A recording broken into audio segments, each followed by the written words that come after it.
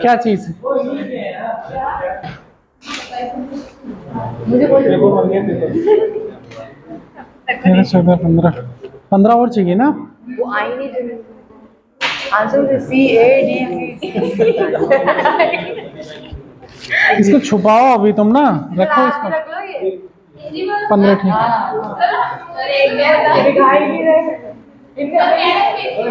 किसने देख लिया? फोटो खींच जाते हैं। तो इसमें किसका बिगाड़ लेते हैं? अच्छा, इसमें नुकसान किसका है? ठीक। इसको तुमको पीडीएफ बना के भेज देना चाहिए था ना मुझे। स्कैन करके पीडीएफ बना के भेज देती, यहाँ हार्ड कॉपी आती नहीं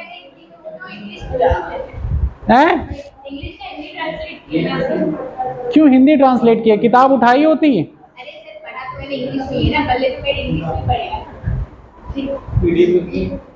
क्वेश्चन उठाती, जाके तुम्हें पढ़ना था घटना चक्र से। घटना चक्र से जनरल हिंदी वाले क्वेश्चन इतना तो समझ में आता क्या लिखा है ना उसमें। वो क्वेश्चन जो कंसेप्चुअल, तो तुम्हें क्या क्या तुम इंग्लिश से पढ़ के हिंदी वाला पीडीएफ उठाती, उससे तुम क्वेश्चन देखती, वही क्वेश्चन उठा के हिंदी में लिखी, तो हिंदी में ही तो लिखना था तुम्हें। हिंदी में तुम्हें समझने की जरूरत ही नहीं थी, तुम्हें कॉन्सेप्ट समझ में आता है ना, कंसेप्चुअल क्वेश्चन है। इसी को मुझे प्रिंट आउट या फोटो कॉपी करानी पड़ेगी तुम लोगों के लिए, हैं? फोटो स्कैन करके, ये तो ज्यादा बेटर कर रहे हो। हाँ, आंसर की पीडीएफ भेज देते हैं ना टेलीग्राम में, उसमें पीडीएफ डाल देते हैं और सब उसमें से क्वेश्चन कर लो फटाफट ना। इससे इन्वायरमेंट प्रोटेक्ट हो जाएगा। ई पेपर सिस्टम वैसे भी हो रहा है हर जगह, व्हाट्सएप पे डाल देंगे और उसी में से सब लोग देख लेना तुरंत पेपर स्कैन करके, और पेपर देख के सब लोग क्वेश्चन कर लेना। ठीक है ना? जिस दिन यहाँ सब एग्जाम में बैठे रहोगे तो मंडे ही कर सकते हैं ना। फिर हमसे प्रिंट आउट कराने के में क्या जरूरत है? अरे मुझे वो प्रिंट आउट किया सबके व्हाट्सएप पे भेज देना। ठीक है, 15 क्वेश्चन उसको देना है ना, क्या नाम, मुल्ला को अभी बाकी है। इंग्लिश वालों का बाकी है बनना।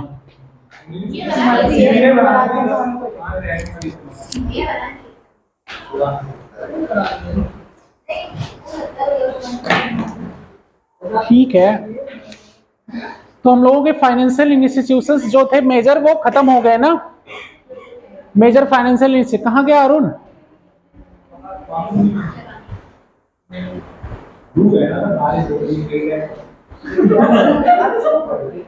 ठीक है, फाइनेंशियल इंस्टीट्यूशन तो सारे खत्म हो गए ना, मेजर्स। तो अभी कोई ऐसा बचे नहीं। एडीबी का हेडक्वार्टर किसको किसको पता है, कहाँ है एडीबी का? तुम दोनों अलग बैठ जाओ पहले, एक लोग इधर बैठो। तो अब तक सर मैंने कल करा था, बस एक्चुअली समझ में नहीं आ रहा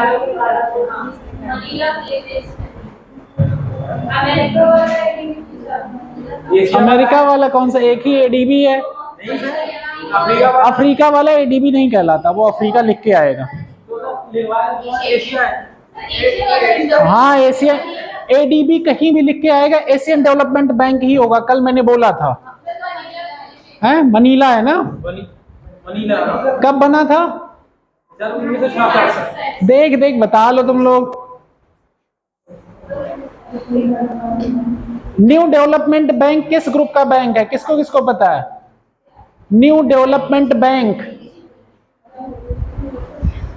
न्यू डेवलपमेंट बैंक, ये सब इंग्लिश में ही है सब, हिंदी इंग्लिश सब सेम है। अब स्टेट बैंक ऑफ इंडिया को हिंदी में क्या कहोगे भाई?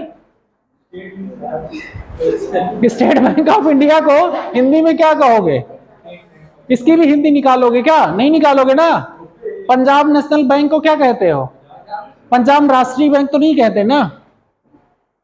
इसी तरह एनडीबी न्यू डेवलपमेंट बैंक ही याद करो, ज्यादा बेटर ऑप्शन है। अननेसेसरी की हिंदी कन्वर्ट करने मत जाओ। ओरिजिनल किसमें बनाया गया, उसका नाम न्यू डेवलपमेंट बैंक बनाया गया, तो वो नाम है, प्रॉपर नाउन, उसको याद करने की कोशिश वही करो। Even IMF, international monetary fund, भी वही याद करो। ये सब प्रॉपर नाउन्स हैं, किसी इंस्टीट्यूशंस के नाम है ना,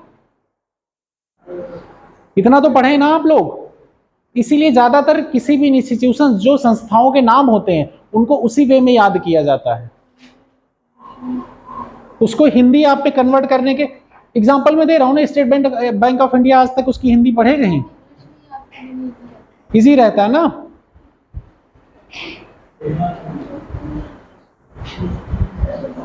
एलआईसी का हिंदी कभी पढ़े हो? एलआईसी एलआईसी आज तक रटे हो? लाइफ इंश्योरेंस कॉर्पोरेशन ही पढ़ते हो, भारतीय जीवन बीमा निगम पढ़ते हो, लेकिन एलआईसी शॉर्ट फॉर्म कहते हो। अब एलआईसी से वो नहीं निकलेगा आपका फुल फॉर्म, भारतीय जीवन बीमा निगम, ठीक है। RBI, reserve bank of India ही पढ़ते हो ना।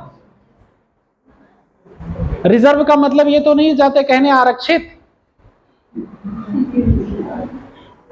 आरक्षित बैंक तो नहीं पढ़ने जाओगे ना रिजर्व का। इसीलिए जो इंस्टीट्यूशंस के नाम है उसको उसी वे में याद करो, ज्यादा सबसे बेटर ऑप्शन होगा, क्योंकि वही नाम उनके रखे जाते हैं, बाद में तो ट्रांसलेट करके हिंदी बनाई जाती है। ठीक, सारे आप लोगों के कौन कौन से चैप्टर हो गए? नेशनल इनकम हो गई, बैंकिंग सेक्टर हो गया, बजट हो गया, पॉवर्टी हो गया, एम्प्लॉयमेंट हो गया, प्लानिंग कमीशन हो गया, प्लानिंग हो गई सारी। उसके बाद एक्सटर्नल सेक्टर्स हो गए, एफडीआई, एफपीआई, ये सब।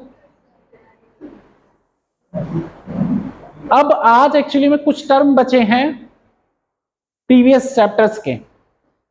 एक बचा है जब हम फाइनेंस बैंकिंग पढ़ा रहे थे उस समय का, financial inclusion.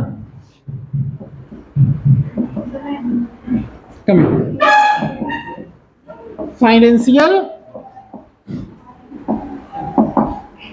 Inclusion, financial inclusion ये नया टॉपिक है, मतलब मिसलेनियस टॉपिक लिख लेना, कुछ मिसलेनियस टॉपिक लिखना जो पहले, ये कहां आता है? बैंकिंग सेक्टर वाले में। फाइनेंशियल इंक्लूजन,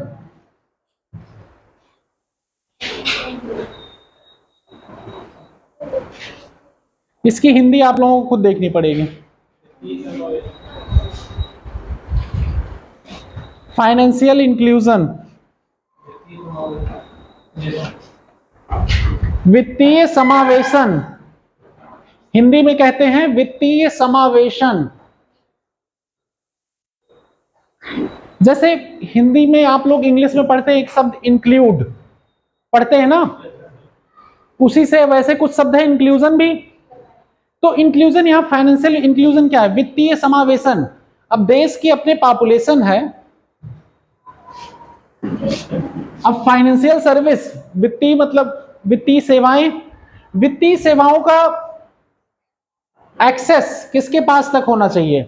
हमारी जितनी भी पब्लिक है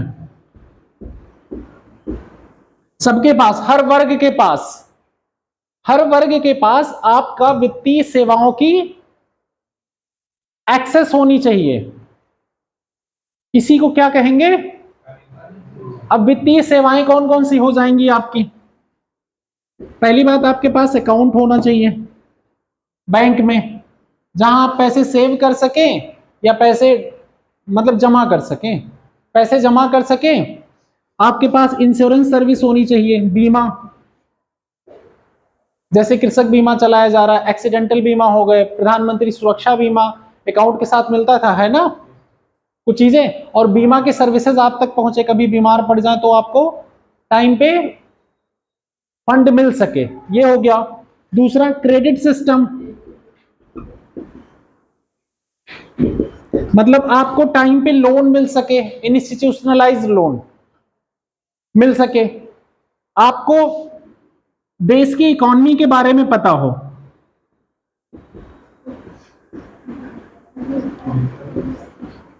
फाइनेंशियल लिटरेसी हो, वित्तीय साक्षरता। वित्तीय साक्षरता, पैसा कहाँ लगाना है, पैसा कहाँ जमा करना है, कौन से लोग भरोसेमंद हैं, किसी ऐसे को पैसा नहीं देना, घर में पैसे नहीं रखने हैं। ये सब किस में आ रहा है?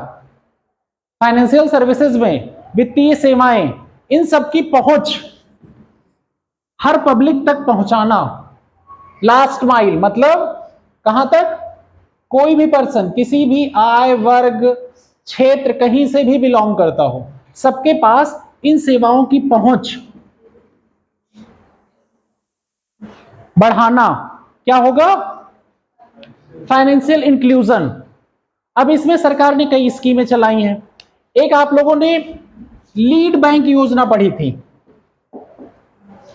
याद होगा? हमें आप लोग बताएंगे किस सन में चलाया गया था, याद है तो बताओ। लीड बैंक योजना, अग्रणी बैंक योजना चलाई गई थी, हैं? आसपास ही हो। उस दिन क्वेश्चन भी हुआ। 1969 1969 ही है कंफर्म? नहीं, आसपास हो, 2-3 साल आगे पीछे हो। 66 है हमारी समझ, 66 या 67 है? 66 है ना? 66 होगा। 69 है। लीड बैंक योजना मेरे में तो 1969 देखो, पहले 66 होना चाहिए, हो मुझे लग रहा है 69 ही है। ठीक, कोई बात नहीं, हमें कंफ्यूज हो सकते हैं भाई, डाटा ऑलवेज रिसाइकिल होते रहते हैं ना हम। तो लीड बैंक योजना क्या चलाई गई थी? लीड बैंक योजना के बारे में आपको पता होगा ना, क्या कहा गया था? जिसकी ब्रांचेस ज्यादा होंगी उस डिस्ट्रिक्ट को वो क्या करेगा, वहां पे ज्यादा से ज्यादा फाइनेंशियल सर्विस प्रोवाइड करेगा वो पर्टिकुलर बैंक, और उस डिस्ट्रिक्ट के लिए वो लीड बैंक का काम करेगा। ये था ना लीड बैंक का कॉन्सेप्ट। सब एकदम साफ। नए वाले बच्चे तो नहीं पढ़े थे बैंकिंग, बट जो पुराने हैं, सुपुत्र और सुपुत्री लोग, क्या पढ़े थे लीड बैंक योजना में? नहीं पढ़ा।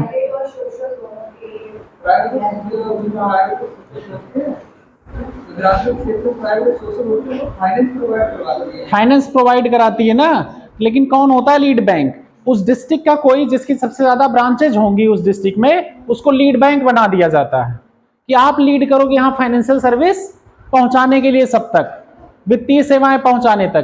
तो एक लीड बैंक योजना हो गई। उसके बाद बैंकों का नेशनलाइजेशन किया गया 1969 में, और 1980 में नेशनलाइजेशन क्यों किया गया? जब तक प्राइवेट रहेंगे तो वो अपनी प्रॉफिट पे काम करेंगे, जब सरकार का इंटरवेंशन हो जाएगा तो उनका एक्सपेंशन होगा उन क्षेत्रों में भी जहां पे वित्तीय सेवाओं की पहुंच नहीं है। होगा कि नहीं? तो उससे बैंकों का राष्ट्रीयकरण किया गया। कब कब? 1969 और 1980s में। नरसिम्हन के उसके बाद रीजनल रूरल बैंक बनाए गए, जिससे किसानों को वित्तीय सेवाएं मिल सके, उनको लोन मिल सके। पहले आप लोग एक एग्जांपल पढ़ते थे ना, अभी वित्तीय सेवाओं का विस्तार क्यों किया जा रहा है। यहां पे एक क्वेश्चन आएगा, किसान आत्महत्याएं करते हैं लोन की वजह से, बर्डन की वजह से। ये पढ़े हैं आप लोग, काफी पढ़े होंगे। तो इसमें मनी लेंडर्स बहुत बड़ी भूमिका निभाते थे। अब हिस्ट्री पे आते हैं इसके। तो मनी लेंडर्स क्या करते थे? कई गुना दाम पे उनको उधार देते थे और जबरदस्ती उनको अपने फाइनेंशियल ट्रैप में, मतलब 12% या 1.5 गुना उनके जमीन को मतलब अपने कब्जे में ले लेना, उसके बाद उधार देना। और वो उधार जब मान लिया फसल पे कोई प्रॉब्लम आ गई, फसल पैदा नहीं हो पाई, उधार नहीं वापस दे पाए किसान, तो क्या होते थे, वो उनके ट्रैप में फंस जाते थे और उनकी जमीन प्रॉपर्टी वो लोग ले लेते थे। इसी तरह और इवन कई तरह के वो लोग अपने man power, man handle use करते थे, उनके घर परिवार को मारना पीटना और जलील करना, इस तरह की घटनाएं होती थी। तो मनी लेंडर्स के ट्रैप में फंसने पे क्या होता, ज्यादातर क्या होते थे, ऐसी भी घटनाएं होती थी कि आपके फसल को बर्बाद करवा दिया जाता था जानबूझ के, या कोई आपदा, आग लगा दी गई, या कोई जानवर छोड़ दिए गए, जिससे आप जो है अपनी फसल उगा के किसी का उधार चुकता ना कर पाओ। ऐसी भी घटनाएं होती हैं जहां जहां, या होती थी, अब तो बहुत कम हो गई। तो ये सब समस्याएं होने पे क्या होगा, क्या किसान अपने पैसे वापस कर पाएगा? नहीं वापस कर पाएगा। हर जगह सूखा पड़ जाता था बीच बीच में, मौसम की मार झेल रहे किसानों की समस्या। तो इससे क्या होगा, ये सब एक ट्रैप में फंस गए, एक जाल में, किसके, उधारी के। तो क्या ये पैसे वापस दे पाएंगे समय पे? और कई बार इनको समय पे लोन, जो उधार लेने जाते थे जिनसे, ये लोग समय पे उधार देते नहीं थे। जब इनको आज अगर खाद डालने के लिए पैसे चाहिए, अगर उस समय इन्होंने उधार लिया तो ये देंगे नहीं, कुछ दिन बाद देंगे, तो उसकी प्रोडक्टिविटी ऑलरेडी डाउन हो जाएगी। इस तरह की चीजें करते थे, क्या, जमीन को अपने कब्जे में लेने के लिए। ठीक है, ऐसी कई मूवीज भी बनी रही होंगी, पढ़े देखे हो मूवीज, बहुत सी मूवीज देखे हो ना, पेपरों पर वो लिखाते हैं, पेपर रख लेते हैं खेतों का, मतलब वहां तो पिक्चराइज करने के लिए थोड़ा ज्यादा एक्सट्रीम दिखाया जाता, बट एट एक्चुअल कुछ वैसी कंडीशन मनी लेंडर्स करते हैं। ज्यादातर ये गांव में सब लोग देखे होंगे, लोगों का खेत एक्चुअली में उन्होंने क्या ना रखा, गिरवी रख दिया है, गिरवी रख दिया खेत, और उस पे जो बाहुबली है वो कब्जा करके बैठ जाता है, और जब आप कुछ दिन तक नहीं अपना पाते तो कहता अपना खेत हमारे नाम लिखो, अब बेच दो। और ऐसे में जो गरीब बेचारा होता है, उसके पास अगर सुविधाएं नहीं है, कानून तक उसकी पहुंच नहीं है, तो वो क्या करता है, मजबूरन उसको कर्ज से मुक्ति के लिए खेत को बेचना पड़ता है या उनको देना पड़ता है। तो ये सब समस्याओं से मनी लेंडर्स की जो ये ट्रैप पॉलिसी है, उस सब से निबरने के लिए क्या सरकार को करना पड़ेगा, वित्तीय सेवाओं को गांव तक पहुंचाना पड़ेगा पर पर्सन, जिससे उनको लोन वगैरह मिल सके। ठीक है, अब यहां पे बैंकों के ऊपर भी कहा गया कि आप जोर जबरदस्ती नहीं करोगे। कृषि लोन को बहुत आसान बनाया गया, सबके ऊपर प्रायोरिटी सेक्टर लेंडिंग डाली गई।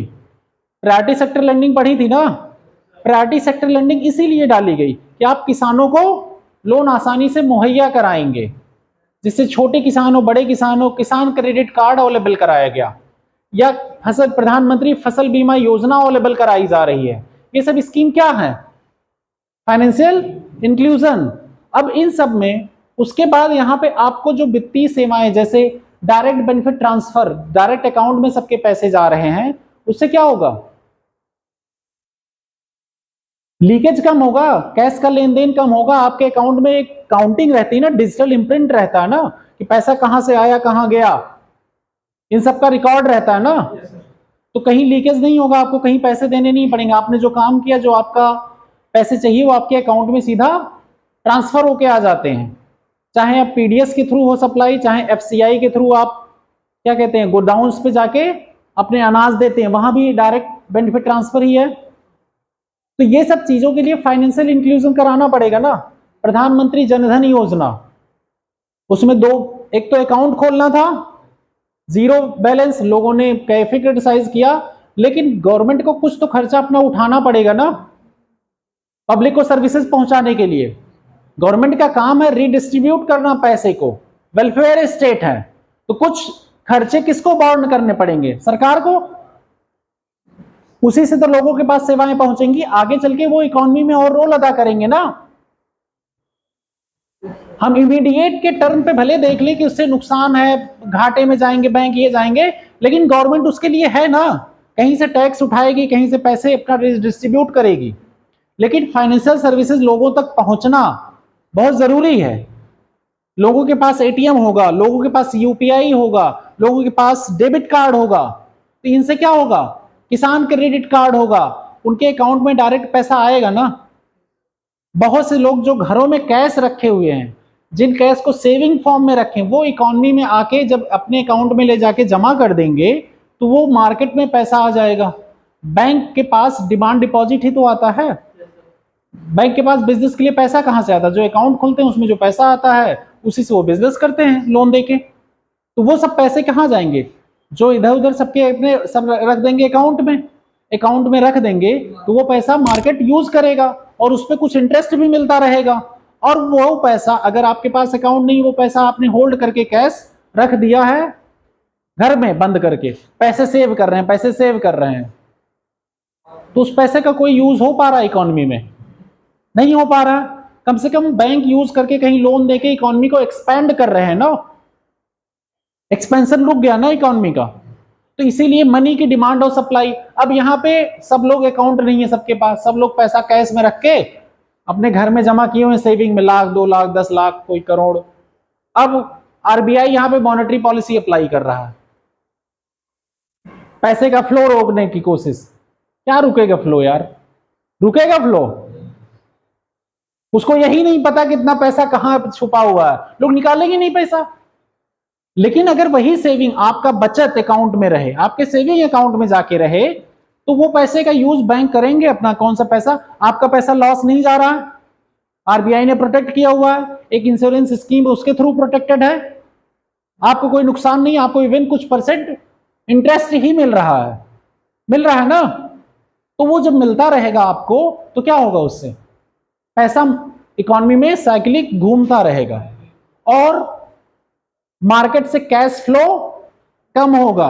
ऑनलाइन सिस्टम हो जाएगा जिसका ट्रैकिंग, मनी लॉन्ड्रिंग, वो टेरर फंडिंग, इलीगल मीन से करप्शन, इन सब चीजों पे कंट्रोल होगा, क्योंकि ये सब काम ज्यादातर कैश में होते हैं।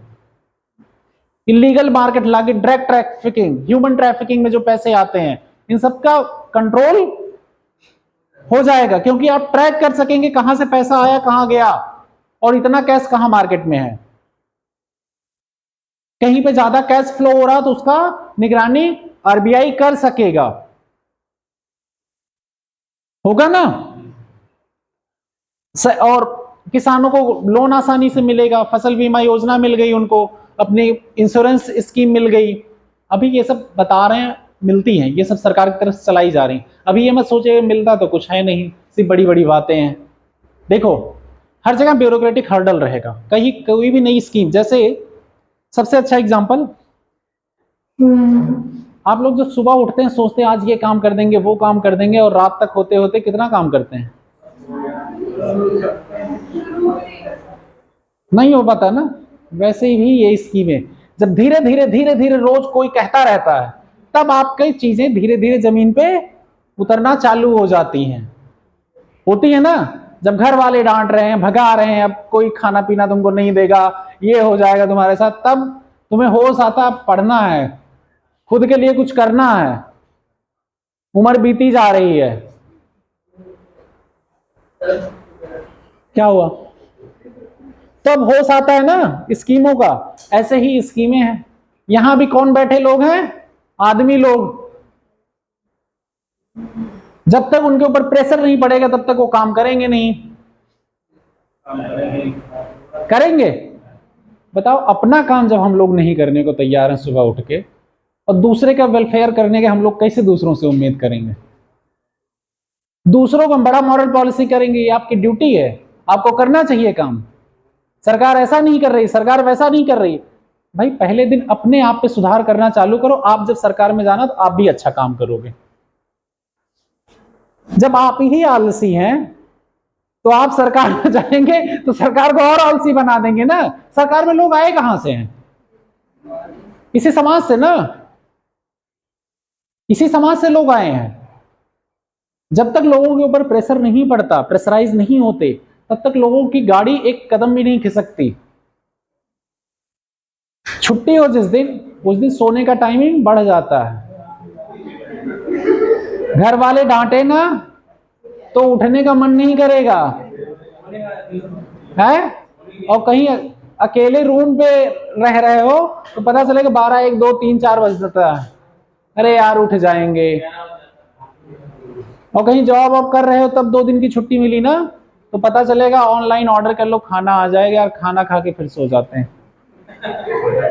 4-5 बजे पहले शाम से नींद किसी की खुलती नहीं है। ये हर कॉर्पोरेट एम्प्लॉय की हाल है संडे मंडे में। संडे मंडे में सही बता रहे हैं, बिस्तर से कोई उठता नहीं है। दूसरा रूममेट क्या कहता है, अरे यार उठो जाओ दरवाजा खोलो। फिर तीसरा कहेगा यार मैं नहीं जा रहा, मुझे नींद आ रही है, वो चादर उठाएगा दूसरे रूम में चला जाता है, अब जाओ खोलो मैं नहीं जा रहा। और बेल बजती रहेगी, 4 लोग रूम में, कोई नहीं खोलने जाता है। और कई बार कंडीशन ऐसी होती, कोई थोड़ा एक्चुअली में ट्रेडिशनल सिस्टम का हुआ, जो पूजा पाठ करने वाला कुछ, वो बेचारा अपना सुबह सुबह उठा रहेगा तो चाय वाय बना देगा, तो सब लोग क्या करेंगे, चाय बने चाय पिए, फिर उसकी अच्छाई को अप्रिशिएट नहीं करेंगे, बस उसके मुंह पे कह देंगे भाई बहुत अच्छी चाय बनाई आपने, बहुत अच्छी बनाई, और उसको ये कहेंगे यार इसकी तारीफ कर दो, ये तो काम करता रहेगा है। हाँ बेड पे चाय ले आ दो। कुछ और होगा, भाई तेरे लिए ऑर्डर कर देंगे और तुम जो है चाय ये कर दो यार, कुछ ना कुछ।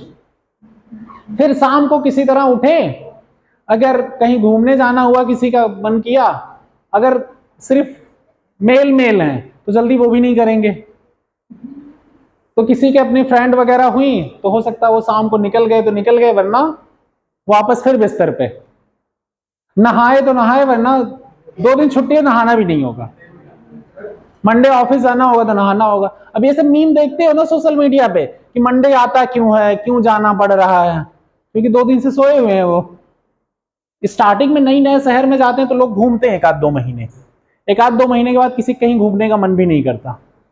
सैटरडे संडे उनको छुट्टी मिली, सोना है। और ये सरकारी ऑफिसर्स का भी हाल, जो बैचलर्स हैं।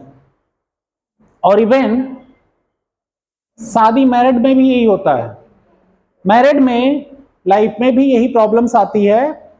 अगर एक मेंबर जॉब कर रहा है तो सैटरडे संडे क्या होता है, वो मेल मेंबर आराम करता, कहीं घूमने नहीं जाना मुझे, कोई सामान लेने नहीं जाना मुझे सोने दो। और इसके लिए फाइट बहुत होती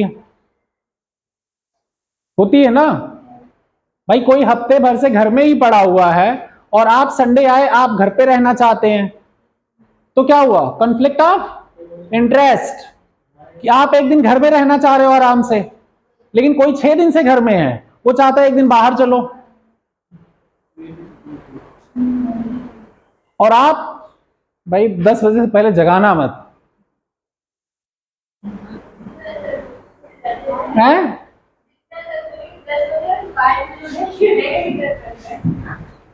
तो ये सब समस्याएं, आप ये सब के पीछे क्या रीजन है, एक डिसिप्लिन लाइफ ना होना। और डिसिप्लिन लाइफ लगभग 90-90% लोगों में, 99% लोगों में, सिर्फ 1% लोगों में पाई जाती है जो डेली फॉलो करते हैं। डेली खुद से फॉलो करना डिसिप्लिन बहुत मुश्किल काम होता है। सुबह एक्सरसाइज कर लेना, सुबह अपनी सारी चीजें करना, सुबह टाइम से जगना, रात में टाइम से सोना, हर चीजें एक व्यवस्थित ढंग से करना, ऑर्गेनाइज फॉर्म में, बहुत टफ वर्क होता है। और जो करता है उसके प्रोडक्टिव आवर्स भी रहते हैं। और कई लोग ऐसा बोलते हैं कि नहीं भाई जब मर्जी तब कर लो, जब मर्जी ये कर लो। एक्चुअली में आपका आवर्स उतने प्रोडक्टिव नहीं निकलते हैं। यही सब समस्याएं, आपकी अपनी समस्याएं जो हैं, खुद से फाइट, यही चीजें आपके एक्सटर्नल वर्ल्ड में जब आते हैं, आप जब जॉब में आते हैं, इसी समस्याओं से आप जूझ रहे होते हैं। आपसे कोई उस समय, क्योंकि आप साहब बन गए, अब आपकी आलस में कोई आके उंगली करेगा कि आप ये काम नहीं कर रहे हो, और आप वहां पावरफुल बैठे हैं, तुम इधर आओ, तुम क्या कर रहे हो। आप यहां काम करने का नहीं सोचोगे, अब अपने आलस को जस्टिफाई करने का सोचोगे। बहुत ज्यादा हुआ क्या कहोगे, यार हजारों काम है मेरे पास, तुम्हारा ही काम इंपॉर्टेंट थोड़ी है मेरे लिए, लाइन में आओ। और ज्यादा हुआ, ज्यादा हीरो बन रहे हो, तुमने क्या किया, लाओ दो दे पेपर, ये खराब है, ये खराब है, फिर से जाओ करके लाओ। होता ना यही। या तुमने मुझे जगह कैसे दिया, पूरा प्रोटोकॉल तुम्हें फॉलो करना चाहिए था, होता है ना। या और इन सब के पीछे कई और भी रीजन है, जैसे ये कोचिंग इंडस्ट्रियां चल रही हैं, इसमें क्या कर रहे हैं वो, बड़े बड़े जो गवर्नमेंट एग्जाम में दे रहे हैं, गवर्नमेंट एग्जाम में आने की कोशिश कर रहे हैं, या ऑल इंडिया सर्विसेज में आने की कोशिश कर रहे हैं, उसको गलत वे में पोर्ट्रे कर रहे हैं, उसको काम करने के तरीके से नहीं पोर्ट्रे कर रहे हैं। उनको ये दिखा रहे हैं कि आप दूसरों पे चल के गुंडागर्दी कर सकते हैं, आपके पीछे 10 गाड़ियां दौड़ रही हैं, बट एक्चुअल वर्क क्या है? आपकी जॉब है, वो आपकी ड्यूटी है। आपको एक गाड़ी से जो गवर्नमेंट से मिलती है वही चलना है। कई देखोगे यूट्यूब वीडियो पे शॉर्ट वीडियो आएंगे, ये आएंगे, दैट इज नॉट मोटिवेशन। वो एक्चुअली में करप्ट कर रहे हैं लोगों को, किसी भी पीपल को। आप एक्चुअली में ये मोटिवेशन लेके चलेंगे तो ज्यादा दिन तक आप ना सर्वाइव कर सकते, ना आप खुश रहेंगे, क्योंकि इतनी आसान सर्विसेज है नहीं। जितनी ज्यादा जिम्मेदारी उतनी ज्यादा आपको मैनेज करना पड़ेगा। क्या? हर चीजें आपको मैनेज करनी पड़ेंगी। हर चीज की फैसिलिटी मिली है कुछ रीजन से, उस रीजन के लिए आप यूटिलाइज करेंगे। आपकी प्रोफेशनल लाइफ अलग है, आपकी पर्सनल लाइफ अलग है। अगर दोनों को मिक्स करके चलेंगे जिस दिन, आप खुश कभी नहीं रह सकते। किसी भी पोस्ट पे रह लीजिए, आपको हर जगह खुद से शिकायत होने लगेगी। तो ये चीजें क्या करती हैं? बढ़ावा देती हैं करप्ट माइंड को, करप्शंस को। काम करने को कभी नहीं दिखाया जाता कि ये बंदा इतना काम कर रहा है, इस तरह काम करना है। कभी भी देखो, ये जितना भी इन लोगों को दिखाया जाता है, कितनी भी बड़ी बड़ी कोचिंगें हैं, वो बच्चों को मोटिवेट करने का क्या तरीका अपनाते हैं? कभी भी कंसिस्टेंसी, वर्क, इन सब पे नहीं। और उनको भी पता 2-4 बच्चे जो मेहनत करने वाले हैं वही सेलेक्ट होंगे, उन्हीं की फोटो हम लगा देंगे, बाकी बच्चे सिर्फ ये बड़ी बड़ी बातें सुनने आते हैं, उसी ख्वाब में जीने आते हैं। वो बड़ा सा ख्वाब दिखाएंगे, वो आज दिखा दिए, बोल दिए क्लास में टीचर, 4 दिन तक, हफ्ते भर उसी ख्वाब में डूबे हुए हैं, बनेंगे हम, ये करेंगे, वो करेंगे, ऐसा करेंगे, और सिलेबस का एक पैसा नहीं पढ़ा, एक पेपर नहीं पढ़ा, जाके घर पे एक किताब नहीं पढ़ी, तो आपका क्या प्रोडक्टिविटी निकली? आपने तो पूरा ख्वाब में, डे ड्रीमिंग में टाइम बिता दिया। चीजों को, एम को पॉजिटिव वे में देखना अच्छी बात है। क्या है वो, उसको समझना। एग्जाम देना है, सिलेबस देखो, क्वेश्चंस देखो, उस पर फोकस करो, उसको कैसे फाइट करके हमें उस एग्जाम को क्वालिफाई करना है। आपके अंदर कॉन्फिडेंस आएगा डे टू डे बेसिस पे वर्क करने पे, और आपकी हैबिट बनेगी काम करने की। इसीलिए ज्यादातर भीड़ कोचिंग में जो रहती है, वो ज्यादातर यही सब सुनने वाली होती है, इसीलिए टीचर्स भी वही सब सुनाते हैं कि आप सबसे पावरफुल इंसान होंगे, आप जो मर्जी वो कर सकते हैं, आप उनका हेलीकॉप्टर रोक देंगे, आप उनको जाने नहीं देंगे, फलाना ढिमाका। ये सब भाई रूल्स में लिखा है, हर एक चीजें रूल्स में लिखी हैं। एज पर लॉ आपको काम करना है, आर्बिट्रेरी नहीं काम करना। आप भाई, आपकी सर्विस, आपकी पोस्ट, उस पोस्ट पे जो बैठेगा वो कर सकता है, और आप हमेशा उस पोस्ट पे रहेंगे नहीं, ये भी सच्चाई है। आपसे ऊपर भी लोग बैठे हैं। आपको रिजनेबल वे में अगर काम करना, सोशल जस्टिस फॉर्म में, जैसे आज आपकी समस्याएं जो हैं, जो आप समस्याएं फेस कर रहे हैं, उस समस्याओं को निदान के लिए क्या कह रहे हैं? अब आप कह रहे हैं कि ये स्कीमें लागू नहीं हो रही हैं, अब आप ये स्कीम पे लागू करने की कोशिश करेंगे तो इस पे फोकस होगा ना आपका। लेकिन आपका उस हवाई, वो मीडिया के द्वारा बनाए गए चीजों पे फोकस होगा, तो क्या आप काम करेंगे? नहीं करेंगे ना। वो काम पॉलिटिकल पार्टीज का है, क्योंकि उनको वोट लेना है। ब्यूरोक्रेसी का काम है काम पे फोकस करना, न्यूट्रल रहना, पॉलिटिकल न्यूट्रल रहना, ये काम है। तो इस पे चीजों पे फोकस करना। अभी जो ये सब हर्डल्स आती हैं, ये सब स्कीमें लागू नहीं हो पाती जमीनी स्तर पे, इतनी कहानी बताने का रीजन यही था। क्यों नहीं ये समस्याएं सॉल्व क्यों नहीं होती? इन सब में कहाँ लोन? कई बार आप देखते हो किसान लोन के लिए जाते हैं बैंक में, टाइम पे लोन नहीं मिलता, वहां भी करप्शन फैला हुआ। फिक्स सैलरी सबको मिल रही है टाइम से, और अगर इनके अंदर जब आपको जॉब की आपके डर नहीं होगी, आपका प्रमोशन टाइम पे हो रहा है, इनका काम हो या ना हो उससे फर्क आपकी कैरियर पे नहीं पड़ रहा है, तो आप क्यों काम करेंगे? इसीलिए बहुत सी कंपनियां गवर्नमेंट की जो बिजनेस मेकिंग थी, जैसे एचएमटी थी, एचएमटी भी गवर्नमेंट कंपनी थी। बहुत से पीएसयू सेक्टर, जो पब्लिक सेक्टर यूनिट, आज पब्लिक सेक्टर यूनिट बनाए गए, बहुत ज्यादा प्राइवेटाइज किए गए। क्यों? ह्यूमन रिसोर्स को प्रॉपर यूटिलाइज किया जा सके। ह्यूमन रिसोर्स को यूटिलाइज करना भी तो बहुत बड़ा टास्क है। अब इतने बच्चे क्लास में आते हैं, सबसे उनके फायदे के लिए उनसे पढ़ाई करवाना, फायदा उनका है, किसी को और किसी को फायदा नहीं है, एग्जाम उनका क्रैक होना है, तब भी वो क्या पढ़ते हैं। आप ज्यादा बोल दोगे, डांट दोगे क्लास के लिए पढ़ो, तो उनका हो सकता है हाइपरटेंशन हो जाए। तो ये सब समस्याएं जो है कई बार इनहेरेंट बहुत ज्यादा ह्यूमन नेचर में पाई जाती हैं, ह्यूमन बिहेवियर में। इसीलिए जो एथिक्स का पेपर GS4 है ना, बहुत ज्यादा फोकस किया जाता है, केस स्टडीज दी जाती हैं, उसमें दिया जाता है ना, इसीलिए दिया जाता है कि आपको सही गलत की पहचान हो सके, कुछ तो समझो।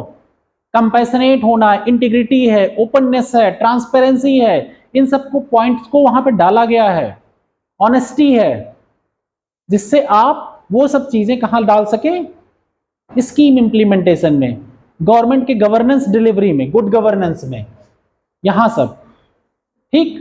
और इस फाइनेंशियल इंक्लूजन से आपकी लीकेज भी तो कम हो जाएगी। जैसे मनरेगा का पेमेंट अब किससे होता है, डायरेक्ट अकाउंट में होता है ना। पहले क्या होता था, पंचायत प्रधान इन सब के थ्रू पैसे बढ़ते थे, तो वो लोगों के हाथ में जैसे कैश किसी के हाथ में डायरेक्ट दे दो तो उसके मन में लालच आ ही जाएगा। बचपन से ये नहीं सुने हो कि लक्ष्मी को हमेशा, पैसे को हमेशा ढक के रखना चाहिए। खुले पैसे यहां अभी 1 करोड़ रुपए रख दिए जाएं, बहुत से लोगों को दिख के मन करने लगे यार उठ जाए कुछ, कहां पता चलेगा, इतना रखा है तो इसमें से कुछ तो निकाल ही लेते हैं। सामने, अभी सामने ना हो तो उतना आपके दिमाग में ये प्रोवोकेटिव काम करेगा ना। कोई चीज सामने आने पे आपको विजुअल से आपके दिमाग को वो इम्पैक्ट करेगा, तो आप वहां कुछ न कुछ खुरापात भी आ सकता है, कुछ कुछ अच्छी चीजें भी आ सकती है। जैसे जमीन पे गिरा पैसा मिल जाए तो आप लोग कहते हैं कि दे आना चाहिए किसी को, या दे दो जिसका है। कौन देता है, रेयरेस्ट ऑफ रेयर कोई होता है बहुत ज्यादा, उसको तारीफ की जाती है, न्यूज़पेपर में निकाला जाता है कि सोसाइटी में लोग ऐसे बने, होता है ना। तो ये सब चीजें क्या है, आपको चीजें दिखाई जाती हैं कि इस वे में आप काम करिए। तो उस वे में जब वो कैश है उसके हाथ में जा रहा था, प्रधान के हाथ में, तो क्या वो मजदूरों तक पहुंचाता? वो ऑलवेज कह, अगर 150 रुपए किसी मजदूर को मिलने हैं तो पर मजदूर से कह देता अच्छा 10 रुपए कम कर दो यार, 10 रुपए 150, तो मजदूर कहेगा अच्छा ठीक, कम से कम 140 तो मिल जा रहा है, दिन कम कर देते हैं ना। तो ये सब करते हैं ना। अब लेकिन जब डायरेक्ट आपके अकाउंट में ट्रांसफर होगा तो आपके हाथ में पावर आ गई, आप दोगे नहीं साइन करके। अभी भी कई बार होते हैं, करप्शन केसेस हैं अभी भी, यस जानता हूं, लेकिन कम हुआ ना, कम होगा ना, परसेंटेज कम हुआ ना पहले की अपेक्षा। और धीरे धीरे जब और ज्यादा पब्लिक इंपावर होगी, उसकी रीच ऊपर तक पहुंचेगी, तो और कम हो जाएगा। चक्कर यह है कि पूरी तरह खत्म नहीं जल्दी से हो सकता, लेकिन यह है कि क्या, हमको जब इतना था अब उसको इतना कर रहे हैं धीरे धीरे, तो किस तरह बढ़ रहे हैं, कम होने की तरफ ना। ई गवर्नेंस से, ई गवर्नेंस क्या, सब कुछ डिजिटलाइज कर दे रहे हैं, हो जा रहा है ना डिजिटलाइज। आपका कितना काम कितने दिन का, चाहे मनरेगा का एग्जांपल हो, इवन फूड लीकेज पीडीएस के थ्रू जो ट्रांसफर हो रहा था डिफरेंट, आपको ई रूपी दिया जाने लगा। अब एक टोकन, वो टोकन ले जाके पीओएस सेंटर पे दीजिए, पीओएस मशीन पे, वहां से आपको कैश मिल जाएगा, और यह आपको वहां से क्या मिल जाएगा, आपको जो सुविधा के लिए अन्न चाहिए। ऐसे ही हो रहा है ना। तो उससे क्या हो गया, बीच में जो लीकेज था वो खत्म हो गया, पैसे आने का, आपको डायरेक्ट पैसे आए, जो बेनिफिशियरी हैं, जो लाभार्थी हैं, उनको आ गया। ये सब फाइनेंशियल इंक्लूजन से फायदा हो रहा है ना। आपको पैसे के बारे में, आपको बैंक के बारे में, बैंक की सर्विसेज के बारे में पता चल रहा है, तो आप क्या मनी लेंडर्स के ट्रैप में फंसेंगे? मनी लेंडर्स को हिंदी में क्या कहते हैं वहां पे? जमींदार नहीं कहते, वो तो लैंड लॉर्ड होते हैं, साहूकार कह सकते हो। मनी लेंडर्स जो होते हैं वो उनका कुछ टर्म है एक्चुअली हिंदी में। तो उन लोगों के ट्रैप में आप नहीं फंसोगे, सुसाइड रेट कम हो जाएगा, क्योंकि अगर कहीं सूखा उखा पड़ गया तो सरकार ये देख सकती है कि इस रीजन में पूरा सूखा पड़ा, फसल बर्बाद हो गई या कोई डिजास्टर आ गया है, तो फसल बीमा योजना ऑलरेडी वहां चल रही है, अगर आप उसके थ्रू रजिस्टर हैं तब भी आप लोन वापस कर लेंगे। और सेकंड थिंग, कर्ज माफ भी कर सकती है सरकार वहां पे उस एरिया के लोगों का। आधार कार्ड से सब कुछ लिंक होता है, तो उसका किसकी कितनी खतौनी है, क्या है, ये सब सारी चीजें लिंक हो रही हैं। एक तरह डिजिटलाइज का फॉर्मेट, जब डाटा अवेलेबल है तो सरकार का एक सेंट्रलाइज सिस्टम से सारी चीजें उस रीजन का माफ भी किया जा सकता है किसका कितना लोन है।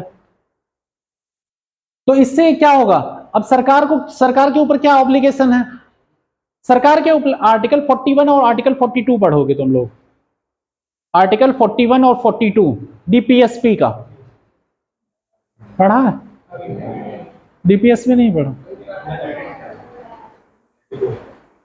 फंडामेंटल ड्यूटीज पढ़ा दी गई, डीपीएसपी नहीं पढ़ाया गया अभी। अच्छा राइट्स चल रहे हैं अभी, क्या हुआ, ठीक है। डीपीएसपी के प्रिंसिपल, जैसे कई बच्चे पुराने हैं तो उनको पता होगा, directive principle of state policy ना, डीपीएसपी यही है ना फुल फॉर्म,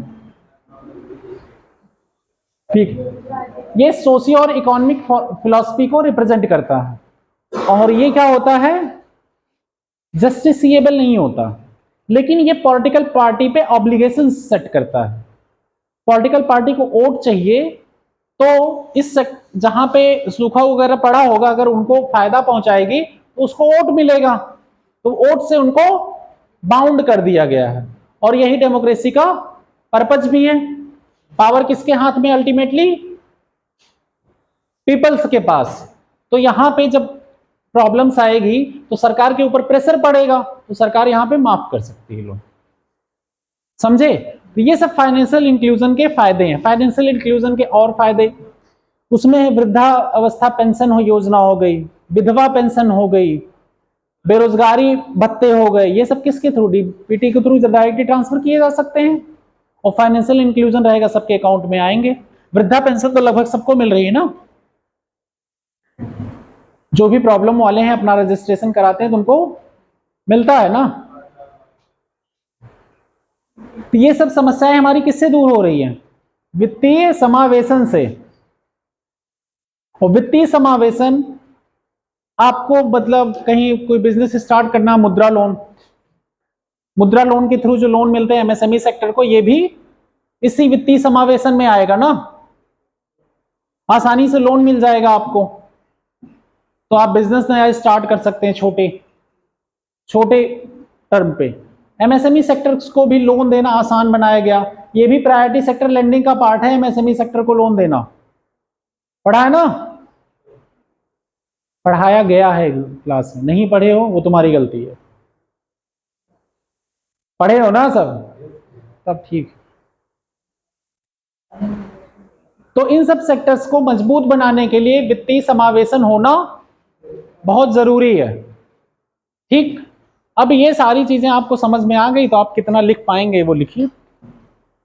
अगला हम पॉइंट पढ़ाएंगे पीडीएस। पूरी कहानी समझ में आ गई नहीं, इतनी देर से लेक्चर तो दिए यार, क्या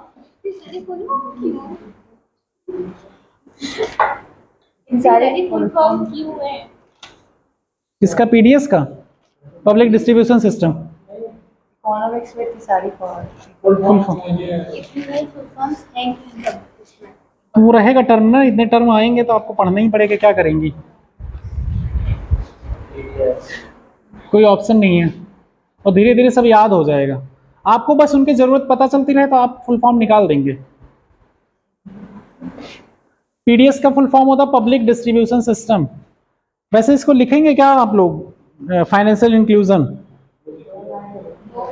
लिख लो, इसके ऑब्जेक्टिव लिख लो, इसके कुछ पहले लिख लो, access usages quality, financial inclusion के बारे में लिख लो पहले।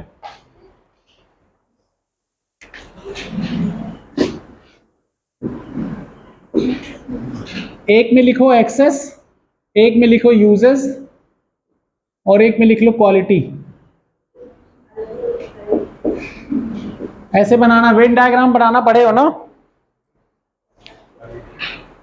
एक्सेस यूजेस क्वालिटी, 3 सर्किल है ना।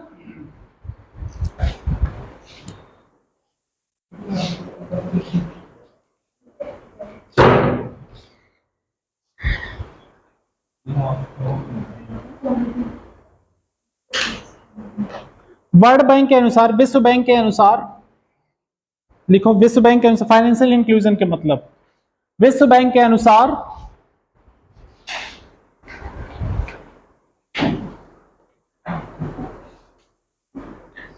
विश्व बैंक के अनुसार एकल या बिजनेस, एकल और इंडिविजुअल्स को क्या कहते हो हिंदी में? व्यक्तिगत, हाँ, व्यक्तिगत या बिजनेस या बिजनेसेस को उपयोगी और अफोर्डेबल, अफोर्डेबल को हिंदी में क्या कहोगे? अफोर्डेबल तो सबको पता होगा, अफोर्ड को हिंदी में क्या कहते हो? नहीं, कुछ पैसे से रिलेटेड होगा ये, अफोर्डेबल है ये, सबको पता है अफोर्ड क्या होता है, तो लिख लो अफोर्डेबल, तो सबको पता है ना अफोर्डेबल, मत ढूंढो हिंदी। उपयोगी और अफोर्डेबल, तुमको बेटा हिंदी तो नहीं चाहिए ना अफोर्डेबल की, बता देना जहां आपको दिक्कत हो ना। वित्तीय उत्पाद और सेवाएं मिले,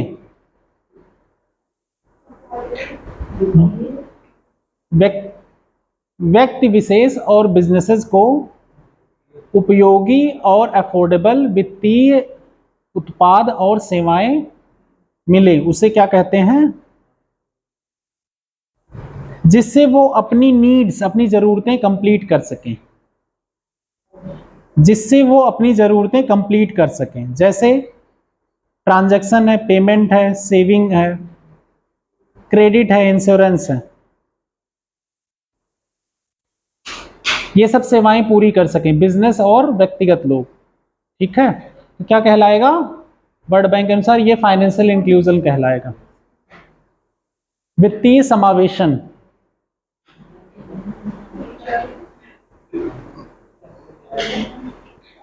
अगला, अगली लाइन लिखो, वित्तीय समावेशन यह सुनिश्चित करता है, वित्तीय समावेशन वित्तीय शिक्षा और वित्तीय प्रजातंत्र,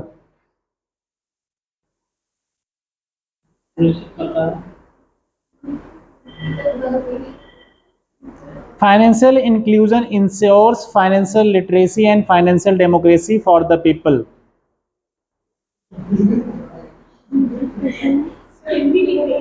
अच्छा, तुम हिंदी लिख रही हो, ठीक है। देखो, वित्तीय शिक्षा और वित्तीय प्रजातंत्र मतलब फाइनेंशियल डेमोक्रेसी, वित्तीय समावेशन से सुनिश्चित किया जाता है, वित्तीय समावेशन के द्वारा सुनिश्चित किया जाता है। किसके लिए? लोगों के लिए।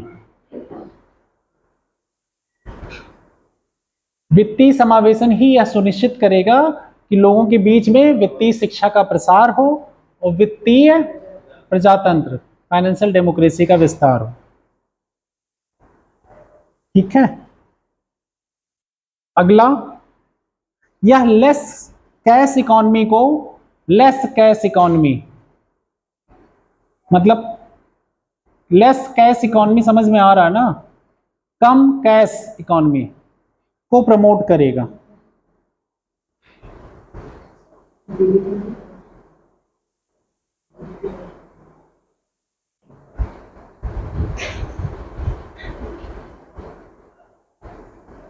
अगला लिखो, objective of financial inclusion, objective of financial inclusion.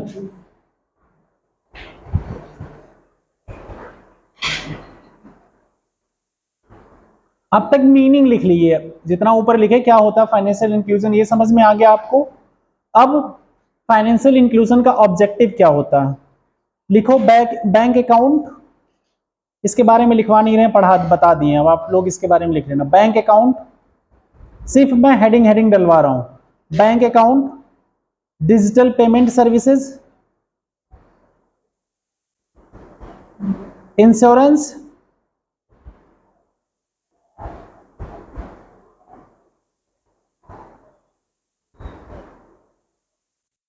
Social justice, social security,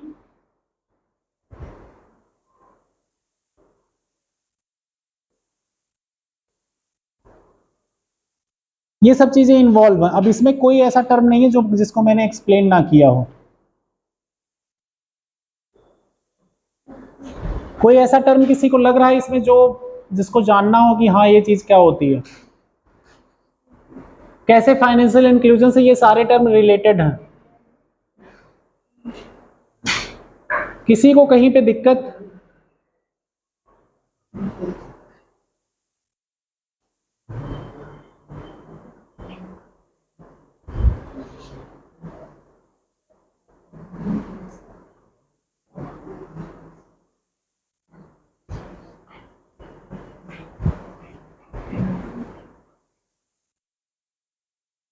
need for financial inclusion,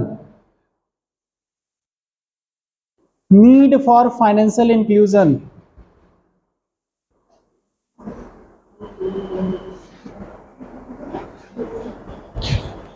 इसको खुद लिखना है तुम लोगों को 3-4 पॉइंट।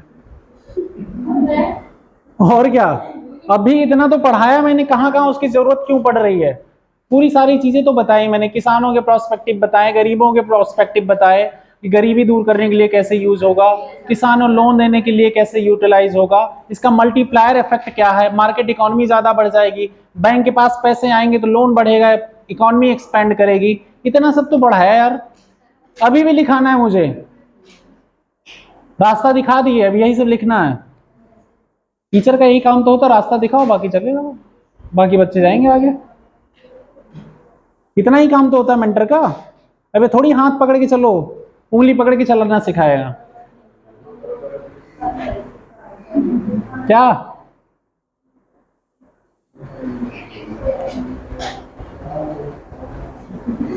और अगला एडवांटेज ऑफ फाइनेंशियल इंक्लूजन, ये भी तुम लोग लिखोगे भाई, पढ़ लेना। अगर नहीं समझ में आ रहा है एक बार किताब से पढ़ना। मैं टॉपिक इसलिए हेडिंग बता रहा हूं क्योंकि मेंस में लिखने को आते हैं ऐसे सब हेडिंग्स। इन सब हेडिंग्स पे 3-4-10 पॉइंट आप लोग खुद पढ़ के लिखना। मैंने समझा दिया जितना समझाना था इस पे, और उसमें सारे पॉइंट इंक्लूडेड है। जितना मैंने कहानी बताई भी बैठ के, पूरी कहानी इसमें सब सार है इसी का। अब अगला इसमें एक हेडिंग, कम से कम 4-5 पॉइंट सबके लिख लेना। कॉस्ट ऑफ फाइनेंशियल इंक्लूजन, अभी बताया ना, बैंक के कॉस्ट के लिए लोग कह रहे थे कि कॉस्ट लगेगी, ये लगेगी, ये सब बताया था। इससे फायदे क्या होंगे? कॉस्ट ऑफ फाइनेंशियल इंक्लूजन, इसमें भी 3-4 पॉइंट लिखना है और उसको जस्टिफाई करना।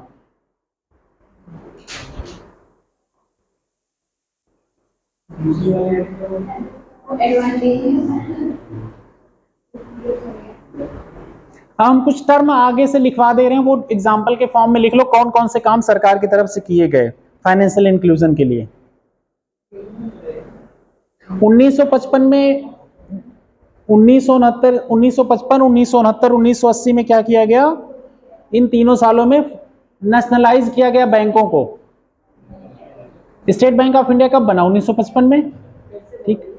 55, 69, 69 और 80, 1980, 80 कहते हैं ना, 80 घाट, 80 नहीं कहा मैंने, 80 कहा। अच्छा तुम लोग सुने 80, 1980, ठीक है, हमारे एक्सेप्टेड। 1980, इसमें नेशनलाइजेशन ऑफ बैंक, ये भी फाइनेंशियल इंक्लूजन का पार्ट हुआ। दूसरा, 1961 में DIC GCI, DIC DGCI act, हाँ, DIC GCI एक्ट पारित हुआ। ये किस लिए? ये कस्टमर के जो डिपॉजिट होते हैं उनको इंश्योरेंस प्रोवाइड करने के लिए। अब इसका फुल फॉर्म देख लेना तुम लोग, क्या लिखवाएं। अब 5 लाख तक का हो गया, पहले 1 लाख तक का ही इंश्योरेंस प्रोवाइड होता था।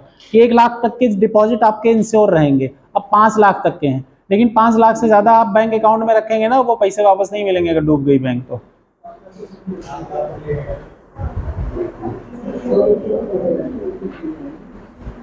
अगला 1966 में कोऑपरेटिव बैंक का फॉर्मेशन। 1966 में कोऑपरेटिव बैंक्स को आरबीआई के अंडर में लाया गया।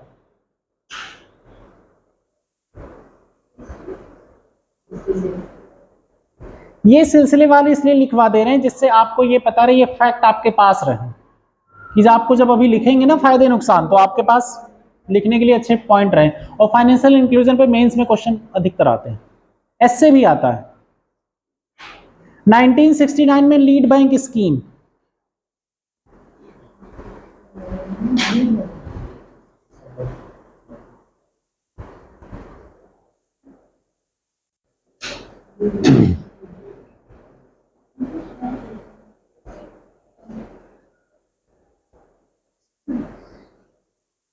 नाइनटीन 75 और 76, इन दोनों में रीजनल रूरल बैंक 76 में बने हैं ना।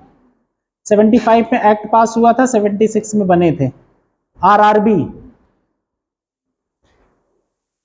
फिर 1992 जिसको इंग्लिश वाले टर्म्स वो दिक्कत हो आप बता देना।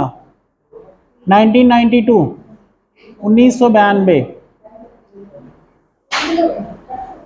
1992 में क्या हुआ, सेल्फ हेल्प ग्रुप बनाए गए, self help group SHG. SHG के बारे में उस दिन हम लोग डिस्कस कर रहे थे ना एक दिन, कि लोन मिलता है जो, एक क्वेश्चन भी आया था ना, यूपीएससी वाला क्वेश्चन डिस्कस कर रहे थे।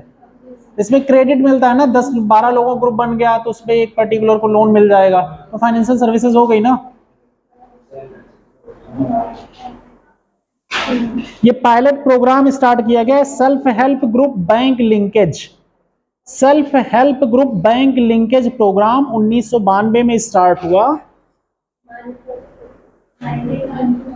1992 हेल्प ग्रुप बैंक लिंकेज, इसको बैंक से लिंक किया गया। किसके रिकमेंडेशन पे हुआ, एस के कालिया कमेटी पे, एस के कालिया कमेटी,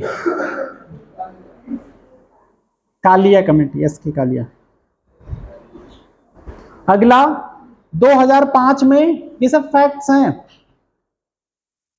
2005 में आरबीआई ने no frill account with zero balance,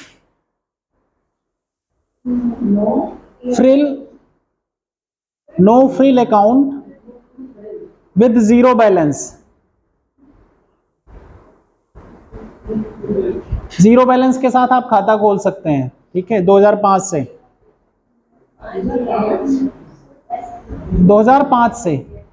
2006 में बिजनेस करेस्पॉन्डेंस, आप बैंकिंग जब पढ़ा रहे थे हम बताए थे किसी एक पर्सन को बिजनेस करेस्पॉन्डेंस बना दिया जाता है, तो वो गांव जाके किसी बैंकिंग ब्रांच की सेवाएं वहां तक पहुंचाता है, उनसे पैसा जमा करवाता है या अकाउंट खोलता है, ये सब काम करता है business correspondence, banking business correspondence agent. अगला 2013 में ई केवाईसी परमिट की गई, e KYC, know your customer, electronic know your customer, KYC, KYC करवाते हो ना सब लोग, वही चीज। 2014 में कौन सी स्कीम आ गई आपकी, प्रधानमंत्री जनधन योजना। किसके किसके अकाउंट खुले हैं जनधन योजना के तहत, हाथ उठाओ, गुड। कोई ऐसा है यहाँ पे जिसका एक बैंक अकाउंट ना हो,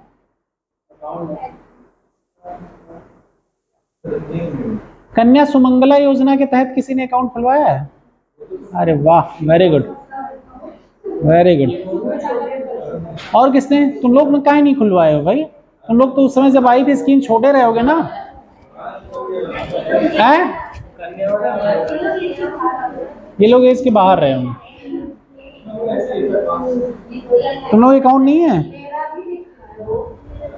खोल लो, पेटीएम पे खोल लो। बैंक अकाउंट हैं? बैंक बैंक अकाउंट है।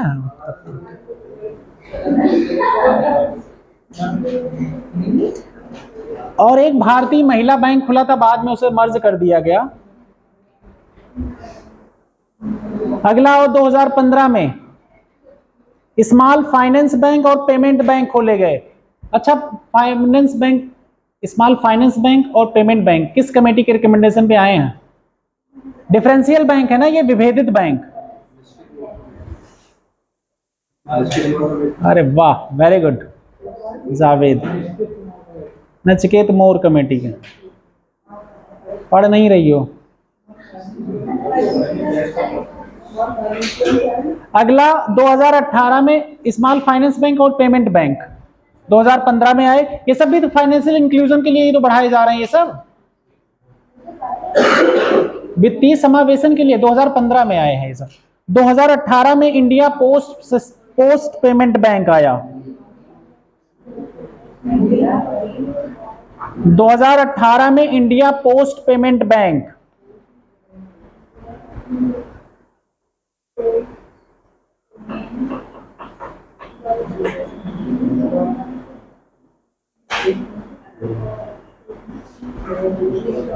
दो हजार 2020 में आरबीआई ने फाइनेंशियल इंक्लूजन के लिए 2019 से 24 तक के एक नेशनल स्ट्रेटजी बनाई है, रिलीज किया है बना के। फाइनेंस नेशनल स्ट्रेटजी किसके लिए? फाइनेंशियल इंक्लूजन के लिए। कब से कब तक? 2019 से 24 तक, ऐसे लिखा जाता है। तुम लोगों के लिए लाइन बोलो तो लाइन में एक्चुअली तोड़ लिया करो। इस एसएसजी बनाई है 19 से 24। 2019 में एक क्वेश्चन आया हुआ है यूपीएससी सीएसई में। Service area approach was implemented under the preview of. Service area approach किस स्कीम के तहत इंप्लीमेंट किया गया? पढ़े हुए हो ना, सामने है क्या क्वेश्चन? ठीक है। प्रधानमंत्री जनधन योजना किस लिए लॉन्च की गई? फाइनेंशियल इंक्लूजन के लिए। ये भी 2015 में क्वेश्चन पूछा हुआ है। इतने आसान तो क्वेश्चन आते हैं यार, तब तुम लोग बहुत आसान ना हैं? इतने आसान नहीं करोगे ना। अच्छा, तुम लोग प्रीवियस ईयर क्वेश्चन कह रहे हो इतने टफ आते हैं क्या? क्वेश्चन बहुत आसान आते हैं, सिर्फ करंट और कॉन्सेप्ट पढ़े रहो। नहीं, तब भी आसान रहेगा, बस कॉन्सेप्ट क्लियर। सही बता रहा हूँ, इकोनॉमी में सिर्फ 2, 3, 4 चैप्टर अगर ढंग से क्लियर हैं आप पूरा क्लियर कर जाओगे। कोई एग्जैक्ट टर्म पूछा जाएगा स्पेसिफिक, हो सकता है उसमें कंफ्यूज हो जाओ आप, लेकिन आप करंट अगर पढ़ते रहोगे तो 1-2 टर्म से ज़्यादा करंट में उससे ज़्यादा इजाद होते नहीं है, बाकी सब पुराने टर्म हैं। और आप जैसे ही उसे इकोनॉमी से रिलेट कर लोगे आपको याद रहेगा। मेंस 365 आया होगा मार्केट में, मेंस की मैगजीन्स आई होंगी करंट की, आप उसे पलट के देख लेना, उसमें ज़्यादा करंट आपको मिलेगा नहीं। आपको अगर कॉन्सेप्ट क्लियर है सबके तो आप फटाफट पढ़ते चले जाओगे। कोई एक आध करंट मिल गया, कुछ नई स्कीम मिल गई तो आप उसको नोट डाउन कर लो।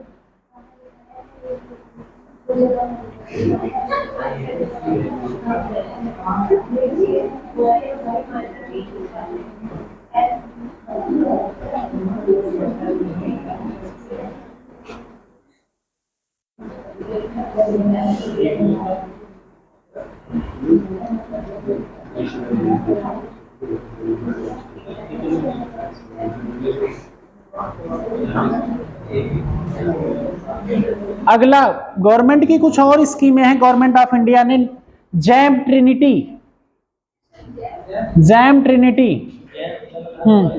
फाइनेंशियल इंक्लूजन के लिए जैम।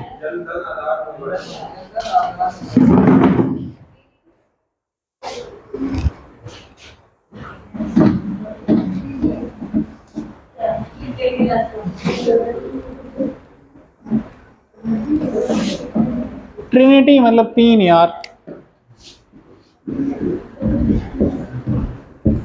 इसको एक्सप्लेन करने की जरूरत है क्या आपको? जनधन से क्या, आपका अकाउंट खुला, इसको आधार से लिंक हो गया और मोबाइल पे आपके मैसेज आता है, सब कुछ मोबाइल से लिंक, नंबर लिंक हो गया, आपका नंबर लिंक है अकाउंट से, इससे आधार लिंक है, तो आपकी आइडेंटिटी हुई, कहाँ रहते हैं, आपके क्या स्टेटस है, सब कुछ इससे पता चल गया। और मोबाइल के थ्रू आपको जब मैसेज आएगा क्या आया अकाउंट में, आपकी क्या चीजें हुई, वो आपको इंफॉर्मेशन मिल रही है, आपको फोन से इंफॉर्मेशन पता चल जा रही है। और ई रुपीज कहाँ पे आता है, फोन पे, ये कोड ले जाके देते हैं आप पीओएस मशीन पे, वहां से आपको बेनिफिट मिल गया। अकाउंट में आपके बेनिफिट ट्रांसफर, चाहे वो एलपीजी सिलेंडर का हो, चाहे यूरिया का हो, चाहे एफसीआई को ले जाके आप अपना एमएसपी के तहत धान गेहूं जो भी फसलें बेचते हो वो हो गया। मनरेगा में काम कर रहे हैं तो यहाँ इसी अकाउंट में आना है, जनधन आधार से लिंक है, तो आपके सारे डाटा सेंट्रलाइज्ड है। तो इसके थ्रू क्या हो रहा है, फाइनेंशियल इंक्लूजन हो रहा है ना, फाइनेंशियल सर्विसेज ही तो है।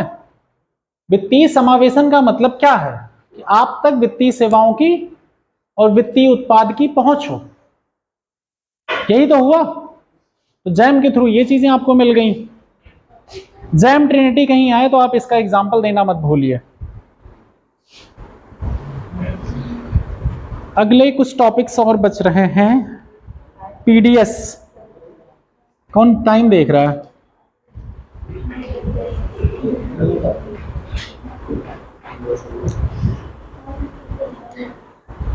एटीएम के नेटवर्क भी बढ़ाए गए, एटीएम के डिफरेंट टाइप्स हमने पढ़ा दिया था।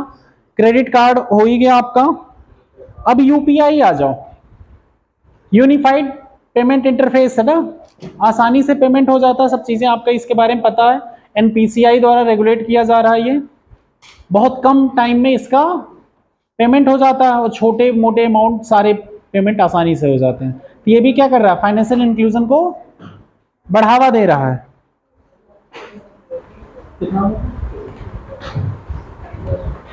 मुद्रा योजना भी लिख ही लेना आप लोग।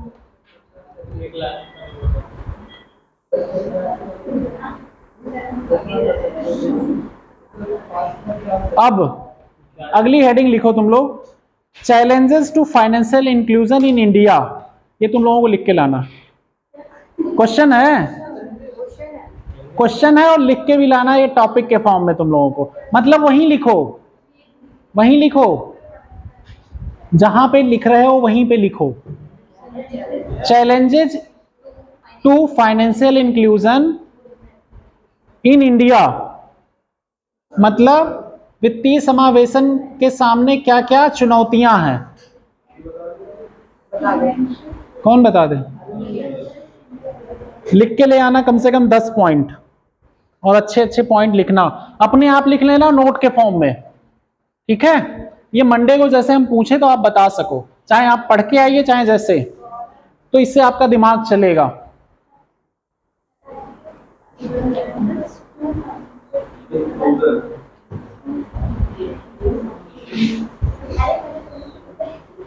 वित्तीय समावेशन कहते हैं ना,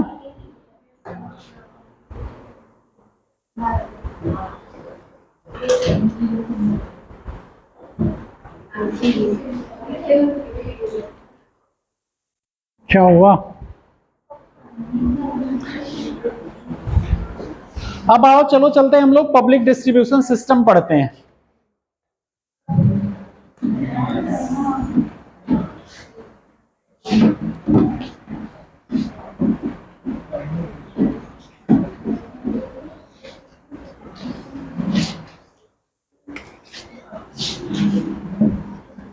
पीडीएस, पब्लिक डिस्ट्रीब्यूशन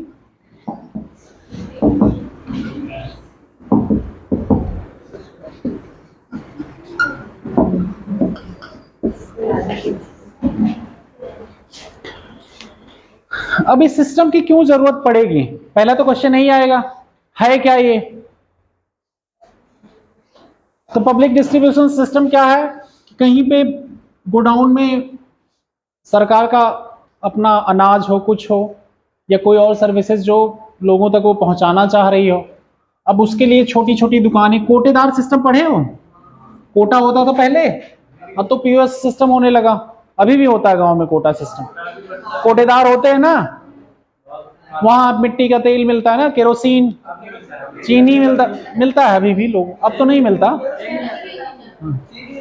चीनी मिलती है, दाल मिलती है, हर एक बार को एक कार्ड मिला होता है, एक सफेद कलर का, पीले कलर का कार्ड मिलता है ना, राशन कार्ड, उसी के बेसिस पे मिलते हैं। वो क्या आते हैं सब पीडीएस के अंतर्गत। ये सब क्या हो गए, जितने कोटेदार हो गए, ये सब क्या हैं, ये सप्लायर हैं गवर्नमेंट के, वहां गोडाउन से उठाएंगे और यहां से सब ले जाके देंगे। पहले क्या होता था, कार्ड पे वो पेपर ले जाके चढ़ाओ, और कोई बहुत प्रभुत्व वाला इंसान रहा वहां पे, तो वो पता चला जितना उसको अलॉटेड है उससे ज्यादा लेके जा रहा है। या किसी के यहाँ शादी ब्याह पड़ा तो पता चला 1-2 क्विंटल कोटेदार से चीनी ज्यादा ले गया, होता था ना। कहीं आधार कार्ड से कोई लिंकेज नहीं, किसी का कोई डिजिटल प्रिंट नहीं, ऐसा होता था ना। कई लोग क्या करते थे, किसी और को नहीं चाहिए, दूसरे कार्ड लेके पहुंच गए, मिल जाता था ना। और कोटेदार ज्यादातर क्या होता था, उसी गांव का पर्सन होता था, उसको पता है सबके बारे में, है। हाँ, ग्राम पंचायत में इस तरह चीजें क्या होती थी, डिस्ट्रीब्यूट होती थी। अब लेकिन इसकी जरूरत क्यों पड़ी, जरूरत क्यों पड़ी पीडीएस की? लीकेज तो चलो बाद में आते हैं, जरूरत यह है कि हमारे यहाँ पब्लिक बहुत गरीब है, गरीबी हटाने के लिए सरकार को न्यूट्रिएंट और उनकी जरूरत के सामान को कम दामों पे दे सके, कम दामों पे प्रदान करने के लिए वो एक सिस्टम बनाया गया कि जिससे, जैसे एफसीआई के थ्रू जो हम खरीद रहे हैं गोडाउन में, उसको पब्लिक डिस्ट्रीब्यूशन सिस्टम के थ्रू डिस्ट्रीब्यूट करते हैं। तो इसीलिए इसकी हमें जरूरत है। हमारे अभी गरीबी खत्म हो जाए धीरे धीरे, तो इस सिस्टम में लीकेजेस भी कम हो जाएंगे। तो बाद में जो समस्याएं इसमें धीरे धीरे आई लीकेज की, लोग पता चला कोटेदार पूरा अनाज ही बेच दे रहे हैं, जो गरीब जा रहे हैं उनका कंप्लेन की अथॉरिटी जाए तो वहां पे कोई मतलब ही नहीं, ब्यूरोक्रेसी में ऊपर से लेके नीचे तक सब आपस में मिक्सअप हैं। तो बाद में यहां पे जैम ट्रिनिटी यहां पे भी लागू कर दी जाएगी, ई रूपी सिस्टम लागू हो गया, ई रूपी डिजिटलाइज सिस्टम हो गया ना। तो आपके ई पीओएस मशीन पे आप जब तक आपका अंगूठा नहीं लगेगा तब तक आप किसी को पता नहीं चलेगा, बेनिफिशियरी जो है उसकी डिटेल वेरीफाई हो जाएगी ऑनलाइन और उसको उतना अनाज मिल जाएगा। तो कोई ये मना नहीं कर सकता आपको मिला या नहीं। ऑनलाइन ग्रीवेंसेस रिड्रेसल मैकेनिज्म बनाए गए, डिफरेंट मुख्यमंत्री पोर्टल बना दिए गए हैं, कई आईजीआरएस सिस्टम बना दिया गया, और सरकारों के ऊपर यह प्रेशर आ गया कि ये सब चीजें अगर गरीबी हटाने की, क्योंकि उनको वोट चाहिए, तो उनको वेलफेयर स्कीमें चलानी पड़ेंगी, और जब चुनाव करीब आता है तो वो ज्यादा फोकस करती हैं। सब कुछ होता है ना, गेहूं और इन सब का। अभी जैसे एमएसपी कैसे चल रहा है, एफसीआई से टाइम पे लिया जा रहा है, क्यों लिया जा रहा, क्योंकि उसको बेनिफिट डायरेक्ट ट्रांसफर हो जा रहा है अकाउंट में, किसानों को फायदा हो रहा, किसानों को फायदा होगा, उस एरिया के लोगों को फायदा होगा, तो वो सरकार को फायदा पहुंचाएंगे, किसके थ्रू, वोट के थ्रू। सब आपस में इंटरकनेक्टेड हैं। तो पीडीएस के बारे में लिख लो, कुछ पॉइंट लिख लो, फैक्ट लिख लो। इसके बाद पीडीएस में कैसे कैसे चेंजेस हुए।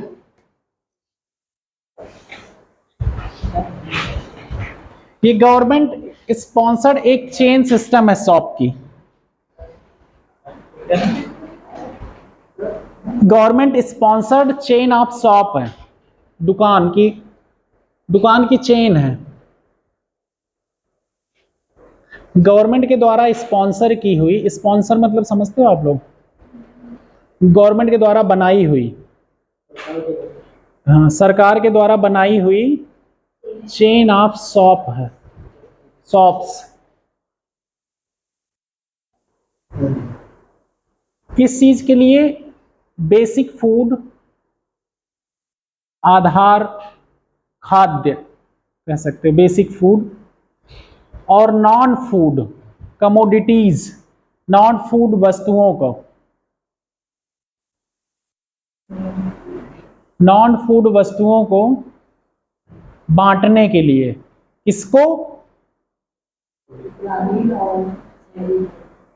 जो नीडी पीपल हैं, हाँ, पॉवर्टी के नीचे रहना जी। बीपीएल लाइन जो बनाई गई इसीलिए बनाई गई ना, बिलो पॉवर्टी लाइन, पढ़ा था ना। गुड,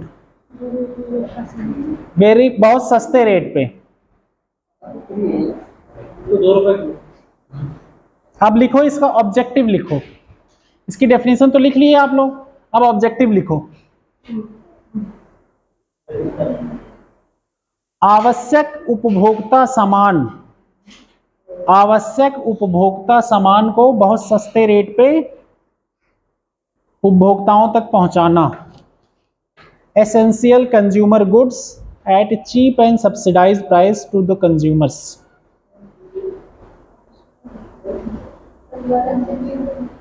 एसेंशियल मतलब आवश्यक, जरूरी सामान को।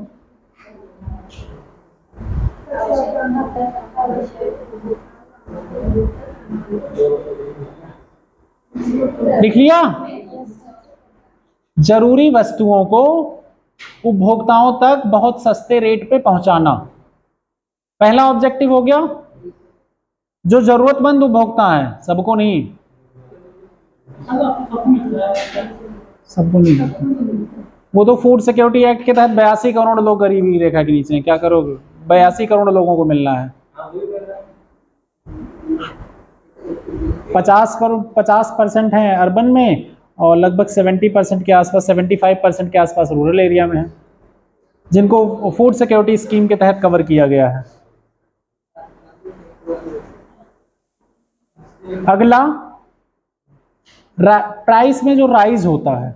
अभी टमाटर भी पीओएस से वितरित किए जा रहे थे ना, टमाटर का रेट बढ़ा था, सरकार ने क्या किया, खरीद के बेचना चालू किया। तो किसके थ्रू बेचेगी?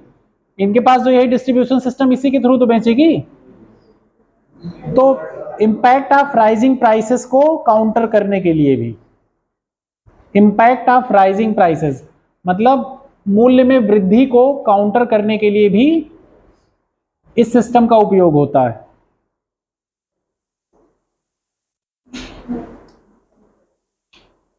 अगला पॉइंट है न्यूट्रिशन लेवल को, न्यूट्रिशनल लेवल को मेंटेन करने के लिए,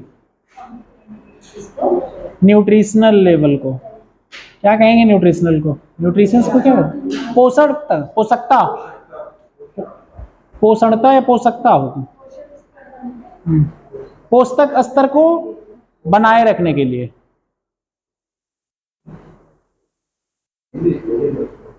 क्या?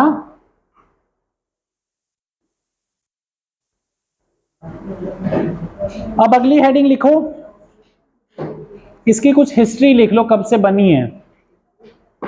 पीडीएस कब से काम करना स्टार्ट किया? 1960 से, 1960 से, 1960s।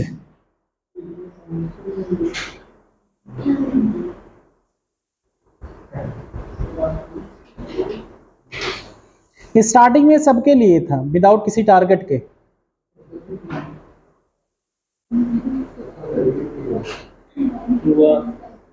और 1992 में इसका नाम आरपीडीएस रख दिया गया था, रीवैम्प्ड पीडीएस, रीवैम्प्ड पीडीएस रख दिया गया था।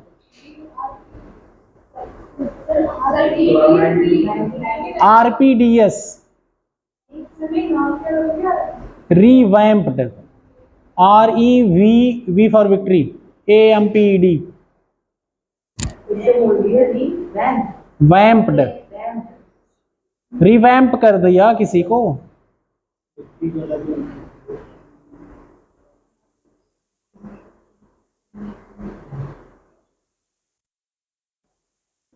नाइनटीन 97 में टारगेटेड पीडीएस, टीपीडीएस बना दिया गया इसको। टीपीडीएस मतलब गरीबों को पहले किसी गरीबी रेखा लाइन या चिन्हित किया जाएगा, उसके बाद उन्हें दिया जाएगा। बीपीएल कार्ड बनाए गए ना उस समय, बीपीएल कार्ड जब बनाया गया, कितना व्हाइट कलर का कार्ड होता था ना। अब तो सब में व्हाइट ही है, सब में व्हाइट है। येलो और व्हाइट होता था पहले, वाइट है। अब तो सब आधार कार्ड से लिंक हो गए ना, तो पता चल जाएगा ना उनको। ठीक है,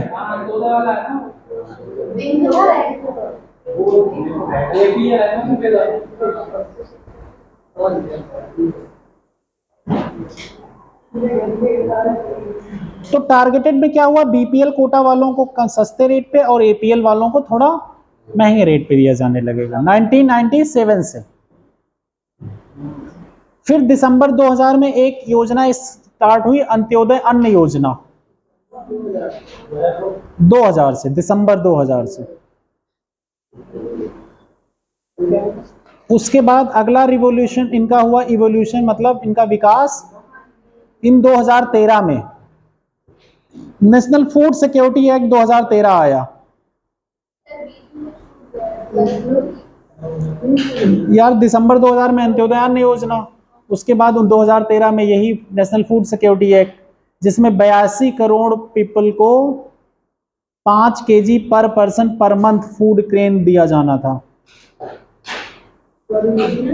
पर person per month food grain दिया जाना है 82 करोड़ लोगों को।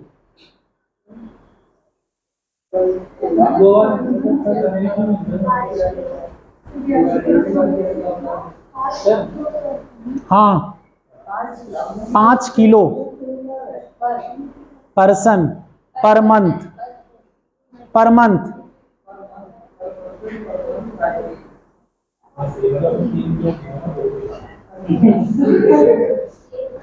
अब लिख लो पीडीएस के तहत क्या क्या बेनिफिशियरी को दिया जाना चाहिए। कौन कौन से अन्न, पहला 2 अन्न है, 2 सीरियल्स, 2 अनाज है, गेहूं और चावल, rice and wheat.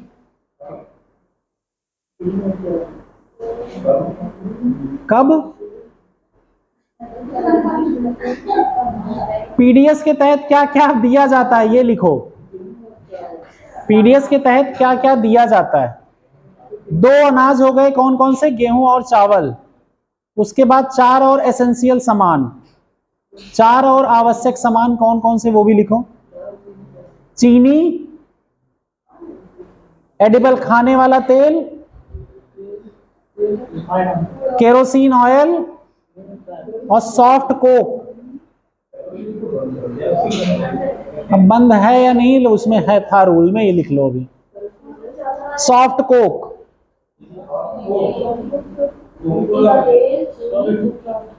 Soft Coke लिखो, SOFT कोक।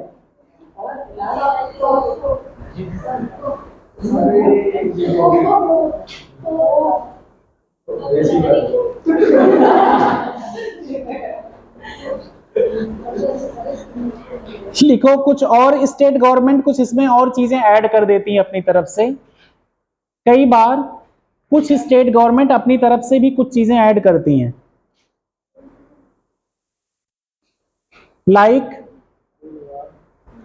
दाल, नमक, मोमबत्ती, माचिस,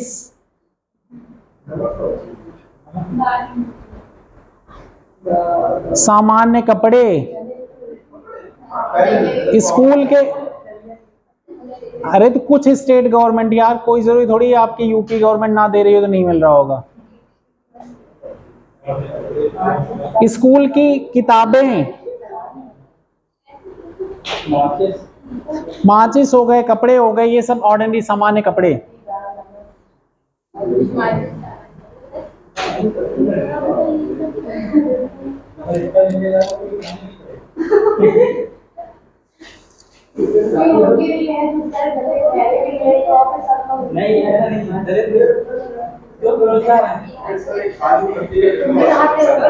ना वो लोग पहुआ बांध के सोए रहेंगे फिर।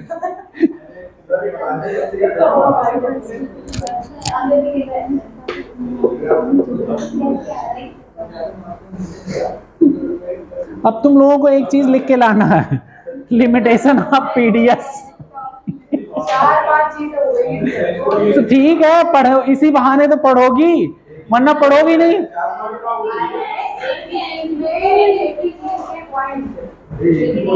इंक्लूजन में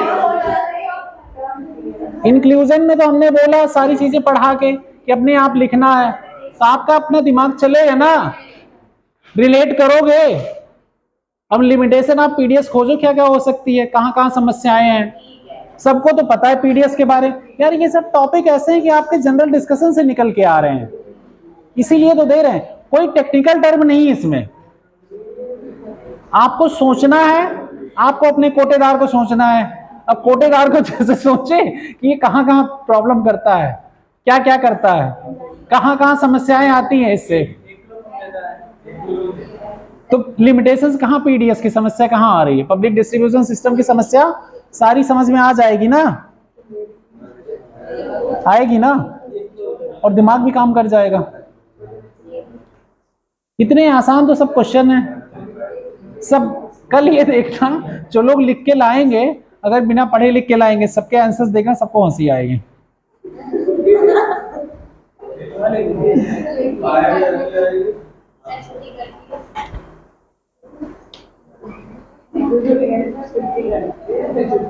कल तो छुट्टी भी है।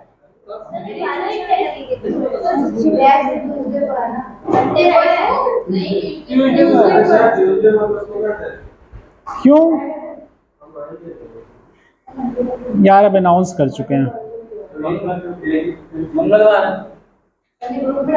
डाल दिया यार, तुम्हें पहले बताना चाहिए था, उस दिन बोले। मंडे एक्चुअली में, आज सैटरडे संडे वो ऑफिस बंद है ना, प्रिंट नहीं हो पाता। नहीं, ट्यूसडे ही रहने दो, अब अनाउंस हो चुका है, तुम कर लेना ना वैसे भी। अरे तुमने जो भेजा है यार, वो रीड आउट नहीं हो रहा, नहीं, उसको थोड़ा स्कैन करके ढंग से पेज पे बना दो ना, पेज पे बन सके।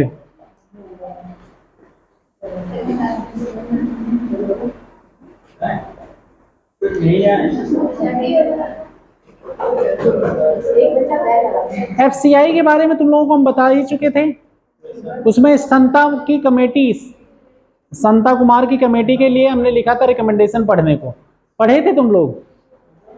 शांता कुमार कमेटी का रिकमेंडेशन पढ़ने के लिए।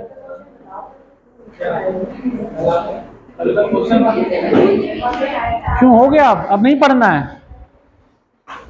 देखो लगभग पीडीएस में चीजें बता दी, जो फाइनेंशियल इंक्लूजन, अभी एक टर्म बचा हुआ है, इंक्लूसिव डेवलपमेंट, ठीक है, और इंश्योरेंस, ये हम मंडे ले लेंगे। इंश्योरेंस और इंक्लूसिव डेवलपमेंट ये दोनों खत्म कर लेंगे मंडे। फिर उसके बाद क्या बचेगा? फिर बचेगा इंडस्ट्रीज।